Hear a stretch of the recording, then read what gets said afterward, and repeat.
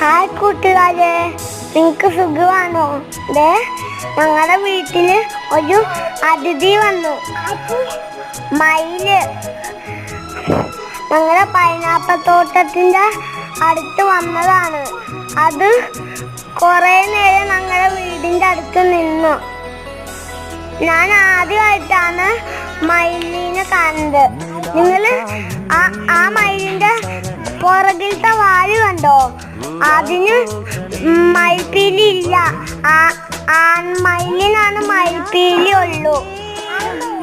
പക്ഷെ അത് പെൺമയിലാണ്.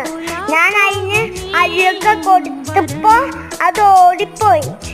അതുകൊണ്ട് അത് ഞാൻ അകത്തേക്ക് പോയപ്പോഴാണ് അത് അരി മുഴുവനും തിന്നു തീർത്തത്. അത് വൈകുന്നേരം വരെ ഞങ്ങളുടെ പറമ്പിൽ നിൽക്കുന്നുണ്ടായി.